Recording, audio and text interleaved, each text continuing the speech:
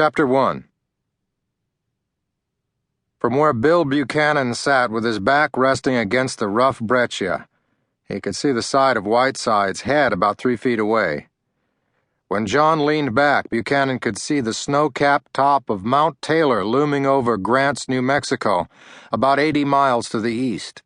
Now John was leaning forward, talking. "This climbing down to climb back up and climbing up so you can climb back down again," Whiteside said. "That seems like a poor way to get the job done. Maybe it's the only way to get to the summit, but I'll bet we could find a faster way down." "Relax," Buchanan said. "Be calm. We're supposed to be resting." They were perched on one of the few relatively flat outcrops of basalt in what climbers of Shiprock call Rappel Gully. On the way up, it was the launching point for the final hard climb to the summit, a slightly tilted but flat surface of basalt about the size of a desktop and 1,721 feet above the prairie below. If you were going down, it was where you began a shorter but even harder, almost vertical climb to reach the slope that led you downward with a fair chance of not killing yourself. Buchanan, Whiteside, and Jim Stapp had just been to the summit. They had opened the Army's surplus ammo box that held the Shiprock Climbers Register and signed it, certifying their conquest of one of North America's hard ones. Buchanan was tired. He was thinking that he was getting too old for this.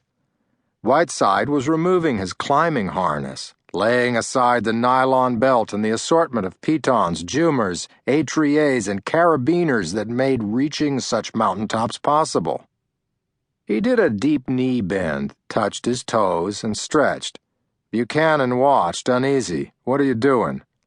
"Nothing," Whiteside said. "Actually, I'm following the instructions of that rock climber's guide you're always threatening to write. I'm getting rid of all non-essential weight before making an unprotected traverse." Buchanan sat up.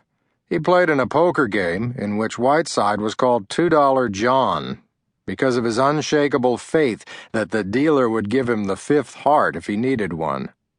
Whiteside enjoyed taking risks. "Traversing what?" Buchanan asked.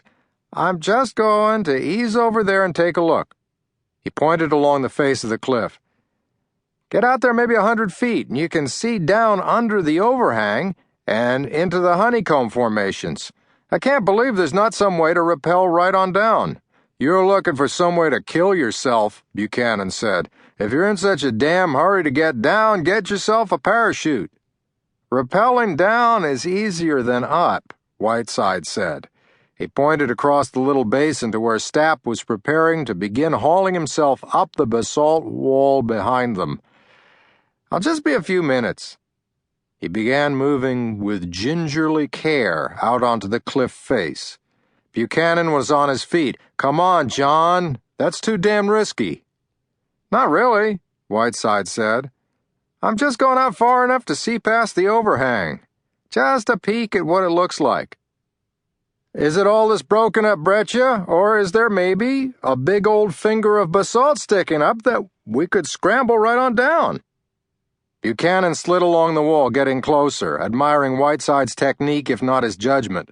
The man was moving slowly along the cliff, body almost perfectly vertical, his toes holding his weight on perhaps an inch of sloping stone, his fingers finding the cracks, crevices, and rough spots that would help him keep his balance if the wind gusted.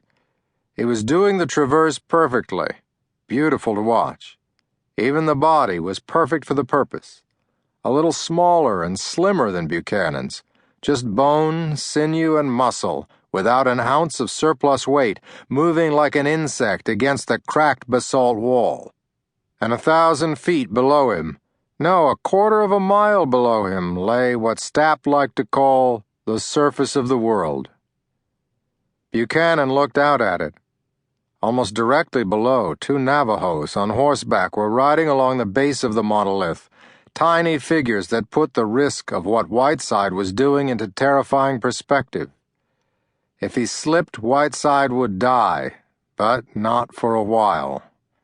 It would take time for a body to drop 600 feet, then to bounce from an outcrop and fall again and bounce and fall.